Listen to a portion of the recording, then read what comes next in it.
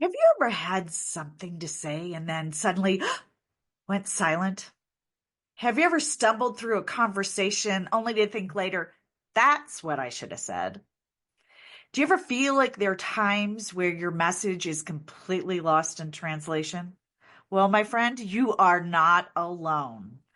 Get ready to level up your communication skills. My name is Cathy Riley. I am your host and communications expert with over 25 years in litigation and another 15 as an entrepreneur. Our goal here is to share tools, systems, techniques guaranteed to shift the way you connect with others.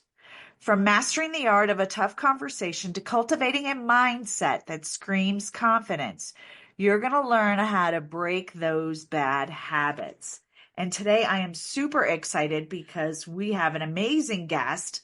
Miss Leslie Capps is an international best-selling author, business strategist, and story obsessed straight shooter who helps entrepreneurs stop overthinking their marketing and start using their story to actually sell. She's the author of Turn Your Story into Business Gold and a master at cutting through the noise with messaging that connects and converts. If you're tired of sounding like everyone else, Miss Leslie is the woman who will help you stand out without selling out. So, welcome. I am so very excited that you are here, Miss Leslie. This is so Yay! good. Yes. It's a good day, isn't it? It's an awesome day. Yes. Mm. So I want to start with it's a kind of a fun question, but a very intriguing question. So you have, I don't know if you've coined the phrase but you use it a lot. You talk about pitch like a girl. Tell me, what does that mean to you? Talk to me about that. Right. Well, yeah, it started out. The book, Turn Your Story into Business Gold, was actually supposed to be pitched like a girl, right? Someone else had that title. Another woman, I'm like, I'm not stepping on anybody's toes. I don't want any confusion. So I changed my title. But really, this idea of women are lesser because we pitch like a girl, right? In whatever. And always hearing that growing up, sort of that, oh, you pitch like a girl. Oh, you do whatever like a girl. And somehow that had a negative connotation, right?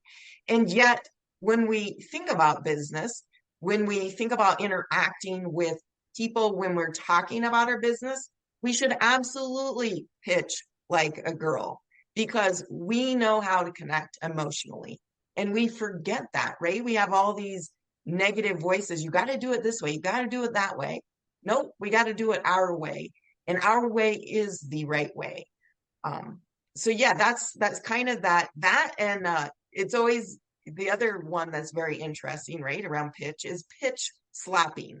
Now, how many times have you've not heard this, but men love to throw this out. Oh, I went to a networking event and people pitch slapped me, right? Because they forgot we're humans. They just went right into their spiel and like, you got to have this product, whether you need it or not. Everybody needs this product. You need it. Pitch, pitch, pitch, slap, slap, slap, right? Um, so that's kind of the other connotation of pitch. Oh, that's interesting. I've never heard that. I've always thought of, you get puked on, essentially, is what individuals do, right? They're talking about a project or a product or a service or just about them, right? It doesn't even have to be in a business setting. I mean, in a social setting, you've got people who just keep talking about themselves and how you need to do this and you need to do that, not that you even asked for advice. Or So, again, you might not even need their product, right? They didn't find out enough about you to even know if their product is right for you. They just go right to the pitch. They just, yeah, want to put a ring on it before you've even had your first date. that's I've heard that multiple times, especially, I don't know if are you on LinkedIn, social media, people like connect with you, right? And then they start telling you how much you need their business and you need their service and I'm going to take you here and this will do this and this will do that. And I'm like, you don't even know me. Right? Yeah, I need I need to flirt a little bit before, yeah, we're committing to anything. Yeah, let's get to know each other before you jump in and on a smoochy smooch or something like that. I mean, come on. Yeah, definitely. So, one of the things that in reading your book talked about a common mistake that I think people make, and I'd like you to talk a little bit about this, is how, especially as women, like we feel like we need permission to talk. Can you talk a little bit about that? Absolutely. I think it's just so ingrained. How many of us as kids heard that uh, don't speak unless you're spoken to, right? So we got that ingrained in our head. We're in general nice. We're accommodating. We got that ingrained in our personality. Um, so yeah, when you come onto the online platform where everybody's voices are so loud, so obnoxious, I think a lot of times we feel a little bit of shrinking. How do I fit into this? How do I make myself stand out or show that I'm unique or show that I'm skilled? Yeah, so that can be a really interesting mindset thing. One of the things, because I talk about this a lot, probably even more so now after the book. I wrote the book and I picked up a hater. And like it's a book about storytelling, right? There is nothing controversial about it. But he, and you know me, I was like, "Hmm, this is gonna be fun. Like, where is this gonna go? I can't wait, right? Like I'm ready. Bring it on. Yeah, let's do a little back and forth here. And so I replied to him, and then over the night he started uh, making rude comments to women who had replied to my post about the book. So I was like, okay, we're out, we're done. But I also had that feeling, exactly what you're talking about, that little part of me that thought, wow, I could feel squashed. I could shrink back because I have a male attacking me. And I think sometimes it doesn't matter if it's male or female, right? Somebody attacking us in what we perceive as our expertise. Um, and it was so interesting. I thought I really need to talk about this as an aspect of marketing because if you are visible, if you are speaking up, somebody is going to take issue with you. And knowing that that can happen and that do I want to let it happen? Hopefully, none of you listening wants to have that happen. So recognizing it will happen and then going, okay, I just need to keep going forward, right? Like I'm a little uncomfortable. It's all good though. Right? Did that Knowing, answer your question? yes, yes, and oftentimes, yes, we were raised to be quiet until we had something important to say, right? Sit down and shut up, all of that, and especially as girls. I know that growing up in a Midwestern family, the boys rule, girls rule. That was just kind of how it was. It took me years to figure out that's not how that's not reality. Now I'm at the point where you tell me to sit down and shut up. I'm like, oh yeah. But we are often think that we need permission to speak up, and there's most of us do that, and then there's a few of us that don't, kind of like your hater, like, oh yeah, like I'm gonna tell you what I think. And the reality is there's only a few people out there like that. Most people are kind, right? They speak with grace. They're not bullies. But no matter what, when you're speaking up, whether it's telling a story, showcasing your business, having a conversation with a coworker, a family member, not everybody is going to be on the same page as you, and that's okay. Right? Exactly. And I think that idea too of maybe staying in your truth, right? Like if it feels bad, it's not true. If it feels good, it's true. And really coming to that realization, this feels bad. I don't need to put up with this, right? I don't need to respond to him even. Yeah. So after that, of course, I went and blocked him, which I thought, oh, I should have done that from the get-go, but lesson learned. And it really was because I do talk about that a lot marketing. And I think that's why marketing, we get all in our heads about it, right? Because it's like, ooh, Yeah. I got to be vulnerable. I got to be visible. I got to be out there.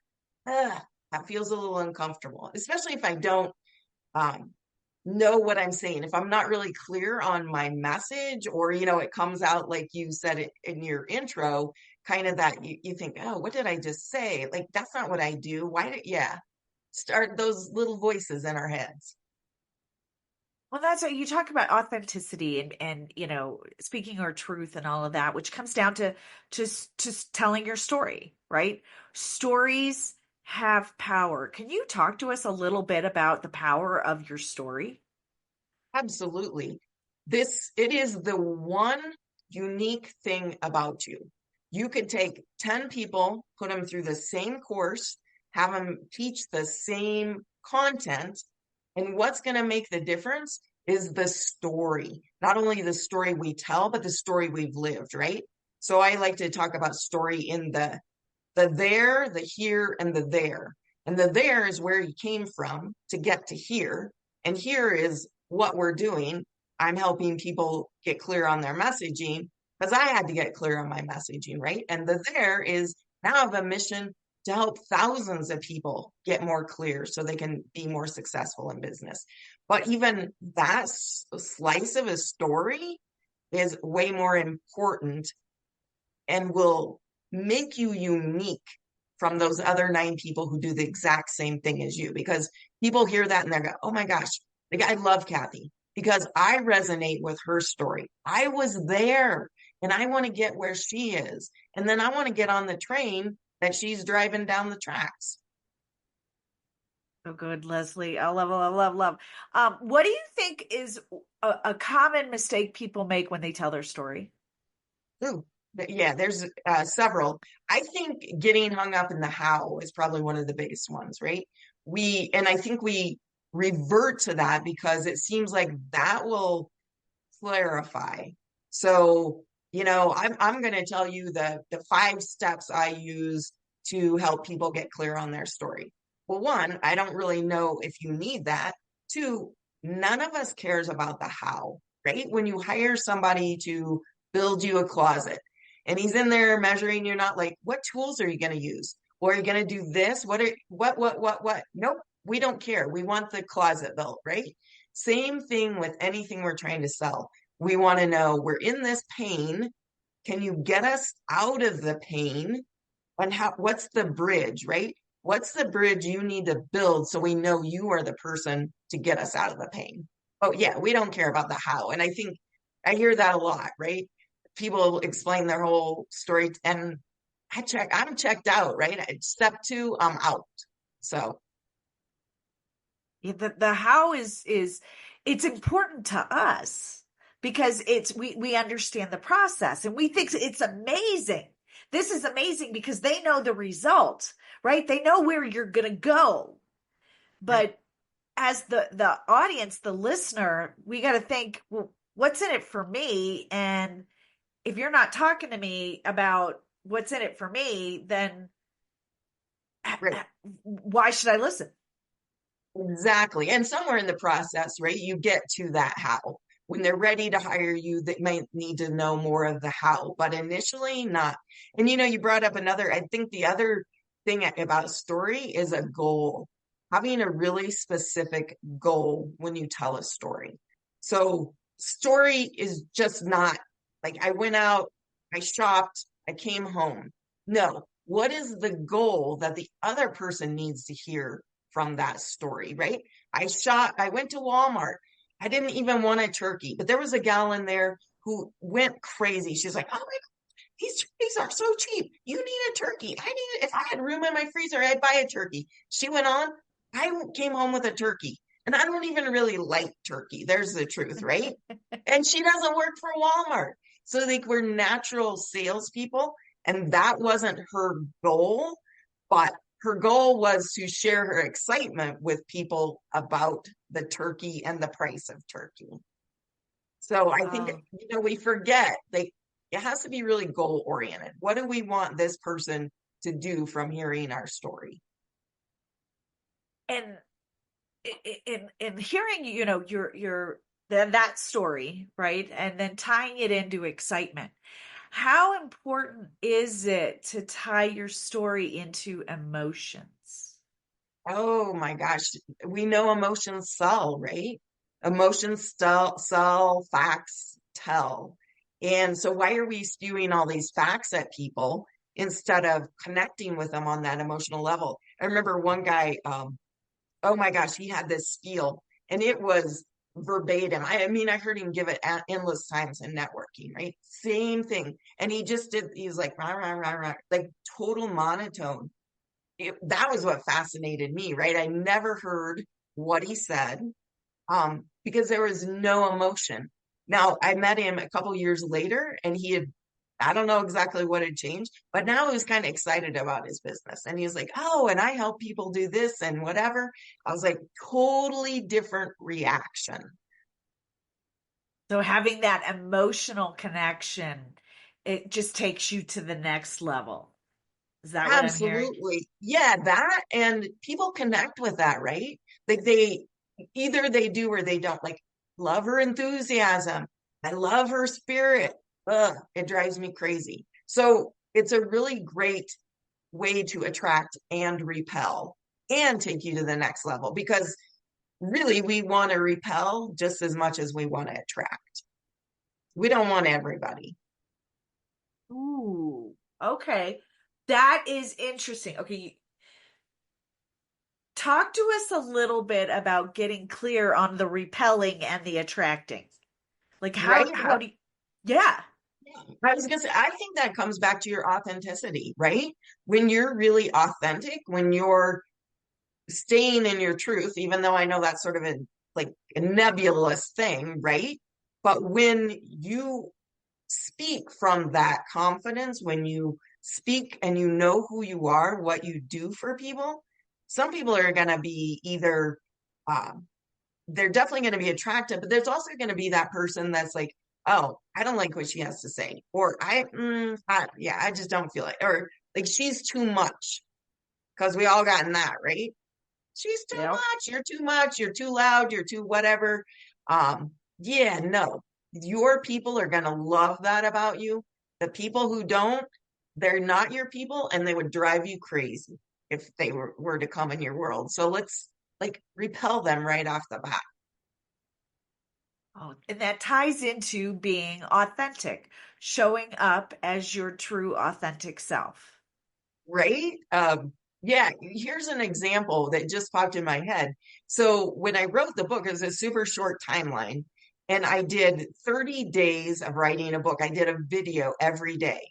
Um, and I would say 90% of people who have this observation never commented on the videos, but there must have been 10 plus people who then I met with afterwards for whatever reason. They said, I loved your videos. I was like, really? And more than one of them said, you know what? Like you just showed up. There were days I had my beanie on. There were days I had no makeup, but it was like, I do this every day, so I'm doing it. But they said it was just so authentic. It made me realize I could do it too. Oh, it's amazing that when we do something that may be uncomfortable, right? We may do something outside our comfort zone. We do something new, um, and we may struggle through it, right? We're not going to be confident the first time we do anything. That we are, and that's including speaking up and sharing our story. That we are now on an unconscious level giving other people permission to do the Right? same. Exactly. Exactly. And I think so I tell everybody 30 days, do something for 30 days because one, you're going to figure out a system. Like the first couple days, train wreck, right? Nothing worked right. I had to figure out the whole system. I had to go here and there and I had to put captions on it, the whole business. But 30 days at the end, you're going to be super great about it. And 30 days also, about day 15, you're going to be like, oh gosh, I got to do a video. I got no makeup on. I got a beanie on. I look like crap. I'm doing it anyway because I committed to this. Right. And so, yeah, Yeah. that's then you start to also speaking, right? Just that speaking every day. Like I can tell you, I can do 1 minute clips now. because it's ingrained in my brain what the time limit is for 1 minute. And you've allowed yourself to let go of those judgments, right? It's not when it's about the audience, it's about the message, it's about showing up authentically. And when you do that, you connect with your people. Right. Exactly. And the people who are like, oh, she doesn't have makeup. Oh, she's wearing her beanie again for the 15th day in a row, or whatever it is, those again are not my people. So what would you say somebody who's thinking about, okay, I've got a story. I want to develop my story.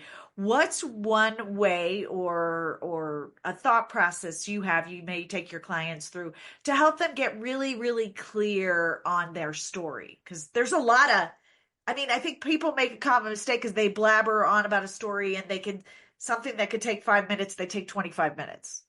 So, Absolutely. Right. Yeah, it's so misunderstood. One of the things I leaned on too when I wrote this book was I was in a Facebook group and a woman asked a comment about branding and helping her brand stand out. There must have been 50 replies of tell your story. You got to get clear on your story. And somewhere in that, she said, what does that even mean? And it was super fascinating. Silence, crickets. Nobody responded back to her. So it made me realize that yes, we don't, while we talk about it, we know it's important. We don't really know how to do it. I challenge people to do it kind of beginning, middle, end, and your lesson. Call to action for me, I set aside because I think our call to action should always be opening the door for people. What's the next step? And it doesn't have to be a sale or anything else. What's the next step? But yeah, if you look at it, and then 1 to 2 sentences in every single one of those, right? So at the beginning, it's 1 to 2 sentences, middle, 1 to 2. And then the lesson is really that bridge. How does all this come together, right? How is this journey on that I'm taking you on really makes sense? I did a storytelling boot camp and there was a gal in there. She said, there's no way, no way. I can't do that. I can't do that. No way. I mean, she just fought and fought. I was like, I'm challenging you to do it. And the next week she came back. She's like, oh my gosh, I did it. I could do it. And she said, what I realized was I was trying to include everything in there. And now I've got social content for 6 months because I got really clear on what that story was. And now I can use all those other things to support the story. so what is more powerful? I'm curious.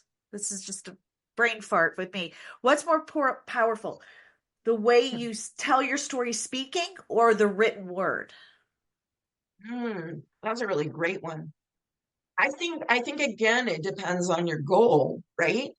And you might switch it up a little bit. So what you've written, sometimes then you speak it, comes out totally different, or there's a different emphasis, or your personality uh, changes the connotation of the actual sentence versus you probably have this experience too with editors. The editor I had, she would change like a the and an and at first I kind of like ignored them. Then I started getting really interested in why, because it would change the sentence. And I was had a very clear message. I was like, nope. So I just started refusing all and going in and looking at it. But I think, yeah, it can come out different because our personality shines through when we speak. And sometimes we can lose a little bit of that when we write. Not necessarily, but it's a little more of a tightrope, right? Because there's probably things I would say speaking that wouldn't even make any sense in writing it down.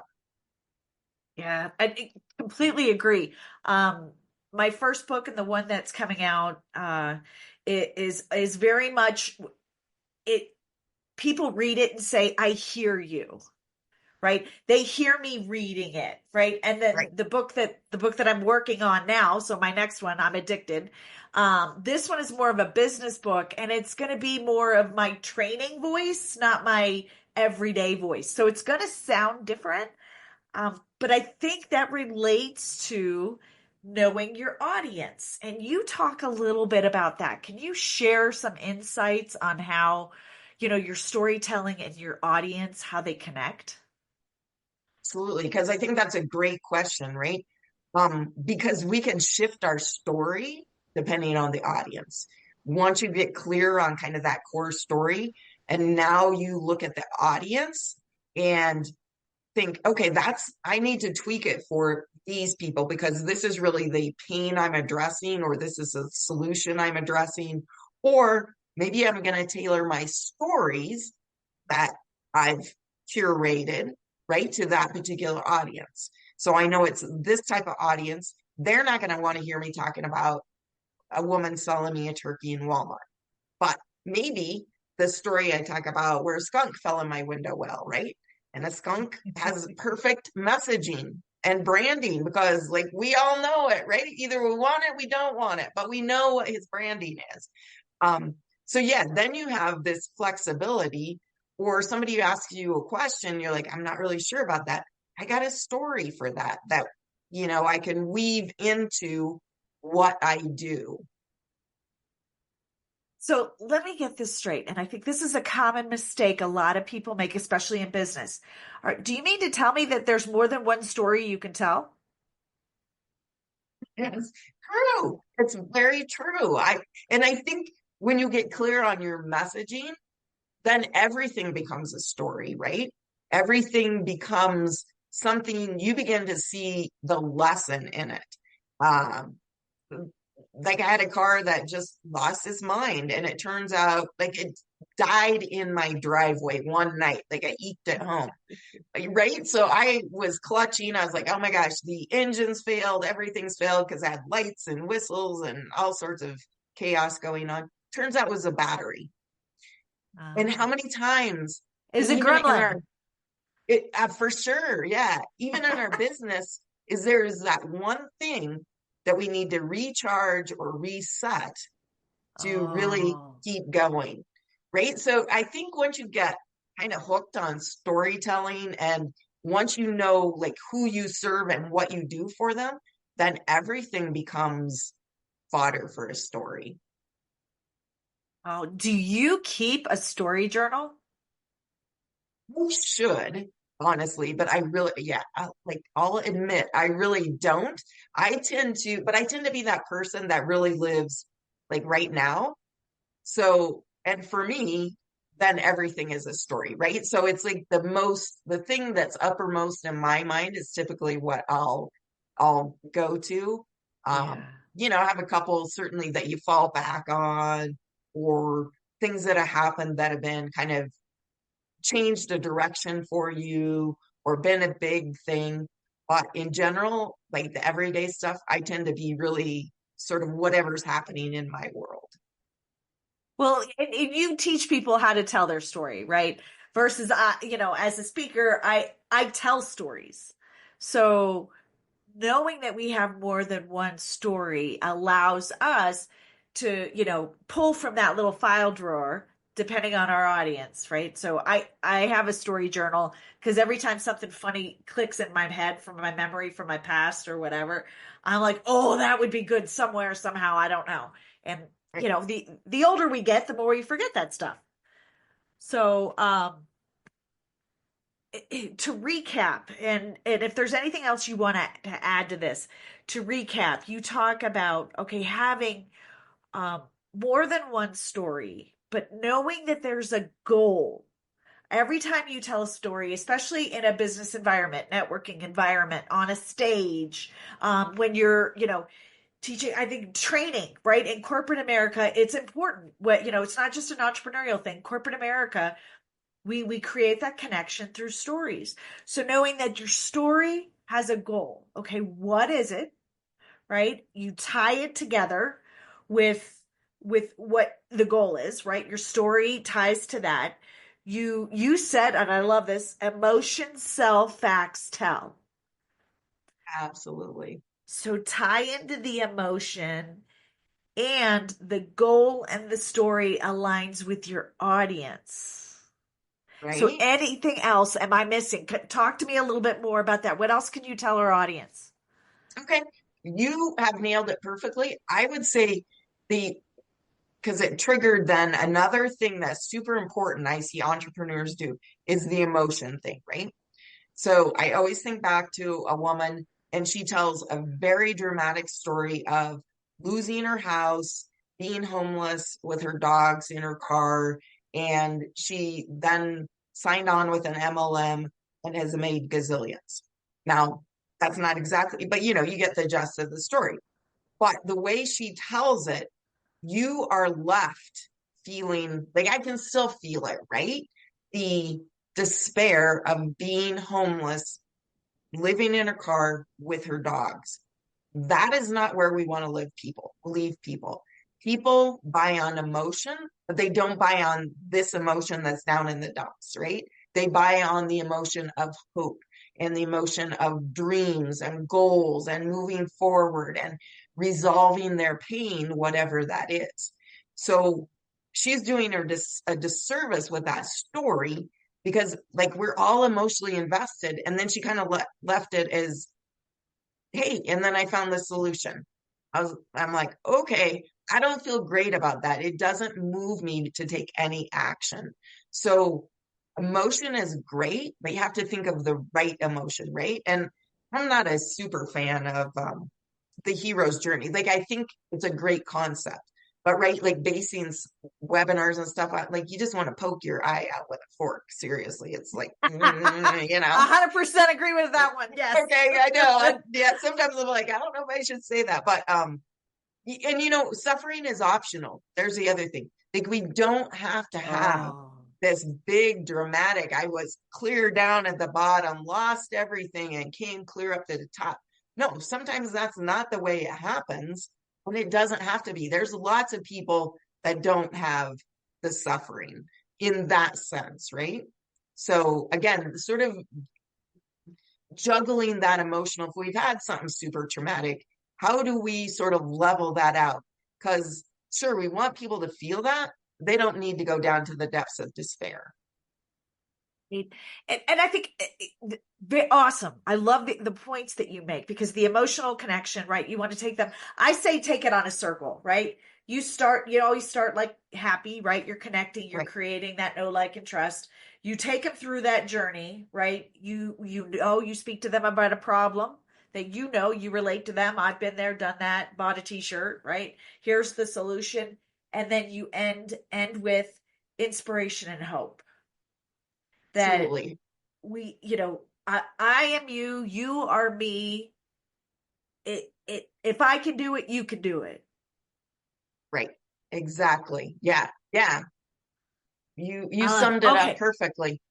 Because there's people in your audience that I like how you said suffering is optional because what you've gone through, your suffering, it doesn't mean everybody in the audience has. Maybe they have it something similar and not to your level.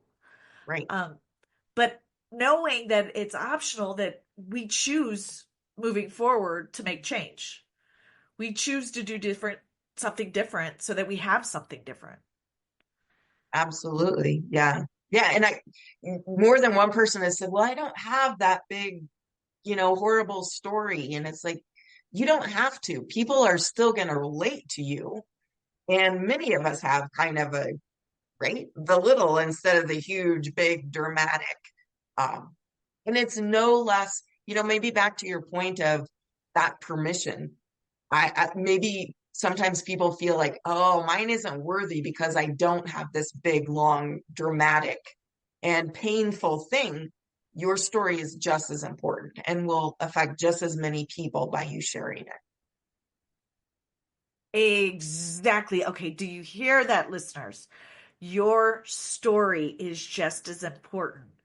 You don't have to nearly lose your life or a limb or all of your money, right? To have a story that truly connects with your audience. Absolutely. Yeah. Oh, okay. So love this. how can, I've got a couple questions I'm going to ask you in a minute, but how can people connect with you? Sure. So you can find me at Facebook, Leslie Caps, LinkedIn, Instagram. You can also reach out to me, Leslie at wildwomanmarketing.com. Super easy. Awesome. And I understand you have a little gift for our friends today. Sure. I have the first two chapters of my book that I'd be love to have your viewers take me up on. Okay, and I'm going to put the link in the comments in this podcast. So, what's the name of the book again? It's Turn Your Story into Business Gold, Ultimate Guide to Stories That Sell. Oh, so good. Okay, so we're going to have a little bit of fun. Okay. Just going to let the audience kind of get to know you on a different level. Would you say you are a morning or night person?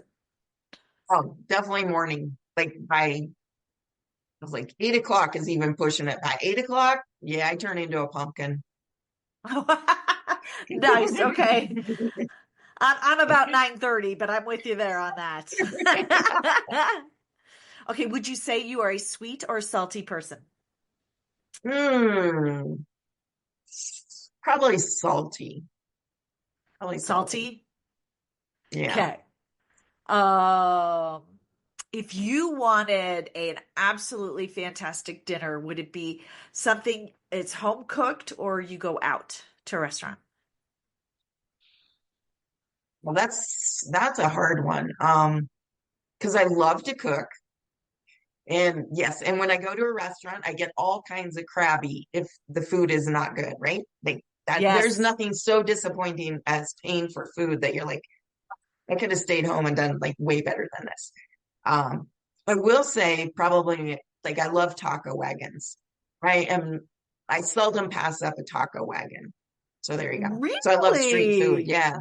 Yeah. Oh, that's kind of cool. Okay. It's been a while since I've done the taco wagon, but I Hmm. love it. Okay, if you were to have something absolutely yummy, would you eat it or drink it?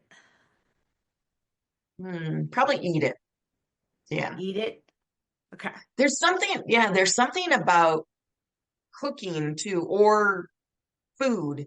The smell for me is as wonderful as the actual eating. You don't really get that with drinking it, right? Yeah. So definitely eating. We're all different. We're all different. Right? Yeah.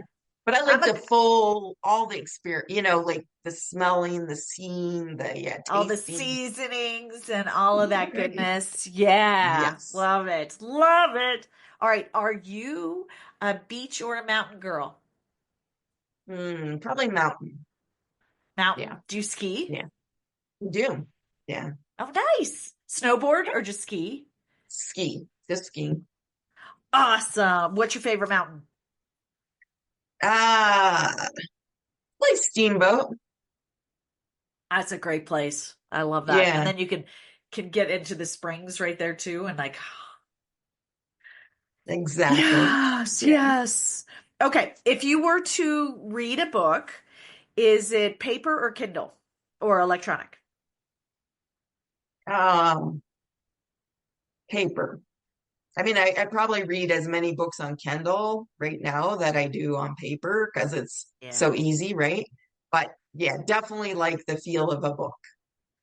I do too. It's like I like opening it up and going like that spine, Right. right? And I And then you can like put little markers in it or however you choose to remember spots. And I will say that is a frustration. I can highlight on Kindle, but it's just still not the same. it's not, especially if it's something juicy that you go back to and want to go back to. Right. Um, so I'm with you. I do both as well. But I do like my paper for more of my business books and things like that, where if it's something educational books, things that I'm gonna quote or repeat, all that good stuff. Right. So with you, sister. All right. So if you were to chill out and watch something, would it be a movie or a series? Would you binge watch something? Right. Uh, hard, right? Because like I love movies. I'm a huge movie fan, but I also love like Schitt's Creek.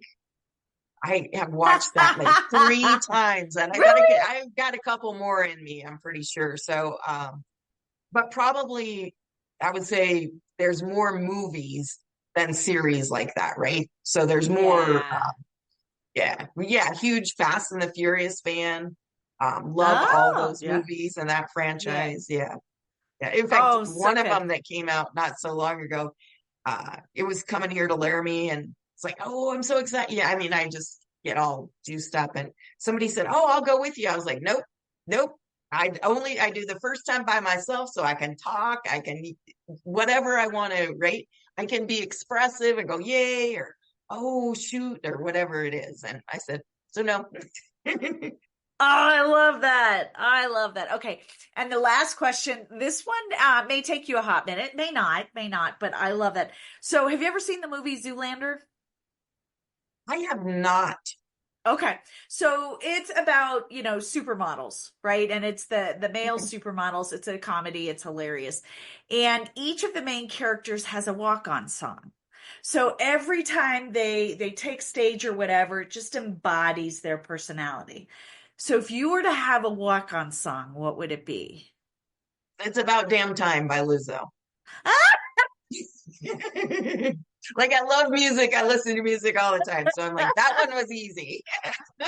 Or Oh, the other one is uh the Eurythmics gal. I can see her sisters are oh, doing it for themselves. She does it with Aretha Franklin.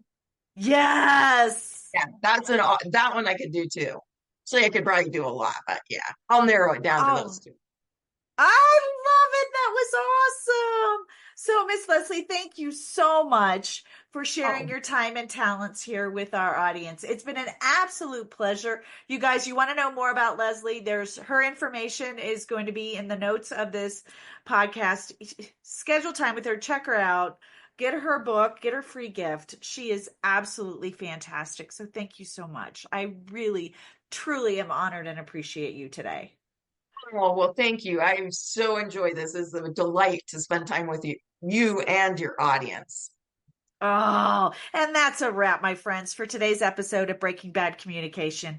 Thank you for being here and tuning in. But before you sign off, don't forget to subscribe. And if you've heard something that resonates with you and you know somebody that could use, want to listen to this, please share and repost. Know this: the quality of your life is determined by the quality of your communication. It truly is. So as you head back out into the world, remember every conversation is your chance to shape your life and the lives of others, whether it's a tough talk, casual chat. I'd like you to please be clear, be intentional, and listen like it matters. The better you communicate, the more your life aligns with what you truly want. So go on, get out there, own your voice, make your words count. Giddy up.